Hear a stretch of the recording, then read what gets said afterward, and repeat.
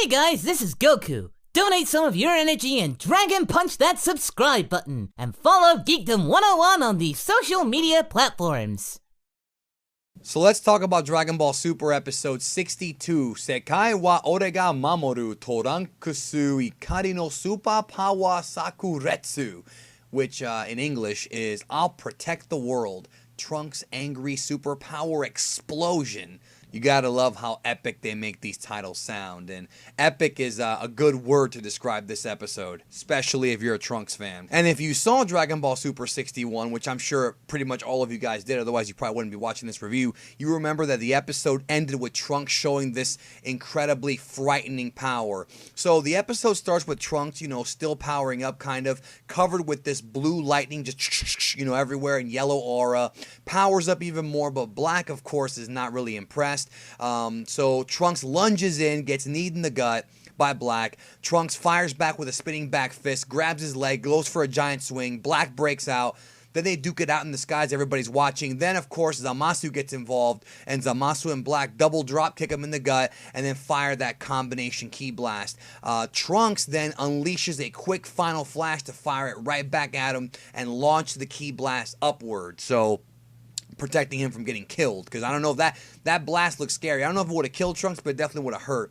So Trunks then rushes in, nails Zamasu hard with a shot, gets Black down on his ass, and fires a ki blast at him at point blank range. Guys, this first part of this episode, the first few minutes, were just intense, classic Dragon Ball action. Oh, I was loving it. I might watch it 2 or 3 more times after I get done with this review.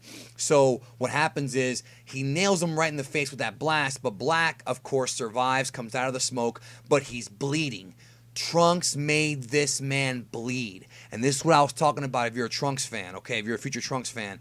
Even though he might not win this fight, the balls on this kid, bro. Like, that right there should be enough for you to be like, yeah, like, Trunks is going to look good like a stud even if he goes down fighting. And that's really that fighting spirit is what we love about this series. So Black starts putting a whooping on Trunks. He's getting him some. Vegeta tries to get involved, but he gets double teamed. They fire that combo blast on Trunks again, and he's hurt, which freak out Mai and Bulma. So Trunks gets up and powers up even more, just, unleashing more of that powerful energy and attacks them both. He fires a Masenko on their ass, followed by a barrage of ki blasts, just dun dun dun dun dun, and then yells at Vegeta and Goku and the others to get the hell out, just leave, go. I'll hold them off. Go back to the past and figure something out, because we can't do this right now. Again, incredible set of balls in the kid. So Vegeta gives Mai the Senzu beans, and he's like, here, if anything happens, you got this. So Trunks can keep getting more and more Zenkai. So Trunks is going to get stronger during this fight, yo. Who knows how strong this kid's going to be by the end of the arc? I'm excited to find out. So they're firing these ki blasts at Trunks. They hop in the time machine. Black sees them, sees the time machine lifting up, and he's like, no. And he fires a blast, but Trunks quickly deflects the blast. Vegeta tells Trunks, please don't die. He's pleading with him not to die, which I thought was great. I mean, dude, Vegeta's character development in Super. Vegeta's such a good guy in Dragon Ball Super. Like, such a freaking good guy. So Kid Trunks greets them in the past. They go to the past. Meanwhile, future Trunks, like I said, is holding them off. Of course, the first thing that happens when they go to the past after they meet Kid Trunks is Bulma is berating Beerus, saying, you were wrong, Trunks was right. Beerus has this really funny look on his face. I thought it was very good. And Beerus was wrong. Now, those of you who might be wondering about the time paradox, you guys might be wondering, okay, wait a minute, I'm confused. Beerus did kill President Zamasu. Why is future Zamasu alive if he never became Goku Black? I did a video this past Monday. If you have not seen this video, you need to see it. If you are confused about how the time paradox worked, if you are confused about how Zamasu was able to still exist as Goku Black even though Beerus killed him. If you are confused about this, I have a video. I'm going to leave it down in the description. You need to watch it. I explain the predestination and bootstrap time paradoxes, and I think it's been very helpful to the community. I thought about it for hours, and so you got that video to check out in the description down below. I got you covered, because that's what we do on Geekdom 101. We explain things, all right? And I'm explaining in that video. So what happens is, back to the episode, Goku gets taken to a bed to heal his wounds. Meanwhile, Vegeta talks to Beerus and Whis. Bulma, of course, is still salty as hell at Beerus. And then he explains to Beerus and Whis that all the other gods in Trunks' timeline are dead. All the other gods of destruction are dead. This was covered in the Dragon Ball Super manga, I believe, chapter 16. I covered it on Geekdom 101 as well on the channel. So that's why, again, you got to subscribe, guys. You get access to all the Dragon Ball stuff. And if you're a watcher of Dragon Ball Super, you have to, if you can't read the manga, at least read up on what's happening in the manga. I do videos covering every manga chapter. So if you're surprised by this was explained in the manga. The anime and the manga both explain things differently, and they tell a slightly different story, but when you put them together, you kind of get a better idea of the full picture. So yes, the gods of destruction and the Kais are dead in the future. Where is where is Zeno, the Omni King? Where is the Great Priest? I don't know. I don't know where they're at. I don't know where Whis and Vados are in the future either. I don't know. All we know is that the gods of destruction and the Supreme Kais are all dead in the future. And of course, this shocks Beerus and Whis. And Beerus says, well, you know what? I don't care. Pretty much he says, this timeline, Zamasu's dead, so the future is not really his problem. The other timelines, whatever. So then we have this scene where we see Trunks knocking on Sleeping Goten's window. Like, he's knocking on his window, and I'm wondering, okay, where is this going? Why are they reintroducing Goten here? Like, I'm wondering if they're going to have something to do with this fight coming up or something to do with the arc. I'm very curious about this. So we see Chi-Chi and Gohan talking to Cop Krillin about Goku's whereabouts. She's been looking for Goku. She has no idea where he's at. And then she sees Trunks and Goten flying. Again, where's this going? So then we go to Vegeta, and he's kind of talking to himself, and he's thinking, well, there must be a way to beat Black and Zamasu. Meanwhile, Bulma tells Goten and Trunks there's no way they can help, and Chi-Chi and Gohan arrive looking for Goku and now Goten. I think some time has passed here. This episode has a few time skips, but it never really explains the time skips, which, again, I've complained about this in the past. It's a little bit annoying. It doesn't ruin the episode for me, but I just wish they would give us a little bit more guidance as to what's going on. That does kind of piss me off. So, Kid Trunks then runs into Vegeta, and then suddenly Piccolo and Krillin arrive, and Krillin's not a cop anymore. He's in his regular, like, red shirt, so some time had to have passed. He was a cop, like, 10 minutes ago. That was weird. So then Goku wakes up, and he's hungry, and apparently what we find out here is that they're hiding all these time-traveling adventures from Chi-Chi. Like, they don't want Chi-Chi to know that Goku and them have been traveling through time to help Trunks. She has no idea. But it's cool that we're seeing this big reunion of, like, all the Z fighters. You know, Piccolo's there, Krillin's there. I like this. All the Dragon Ball gang. So Bulma explains to Chi-Chi and Gohan and everybody about the whole Zamasu and Black thing. And Gohan's, like, watching all this, and he's like, what the hell? I'm wondering, are they teasing Gohan getting involved? I know a lot of Gohan fans really want this. You've been dying to see him get back in the spotlight. I don't know if it's going to happen, but it might be more of, I guess more of an influence for him to go back and train. I don't know. So Goku mentions that he wants to get vengeance on Zamasu because he took his body and then killed Chi-Chi and Goten. And there's this really funny scene where Chi-Chi freaks out to go look at Goten, see if he's okay. And Goku's like, no, not that Goten. It's another timeline Goten. Which, again, it was kind of funny, that little scene. So Vegeta then brings up the big conundrum here, the big problem that not only the characters have been wondering, but so have we in the community.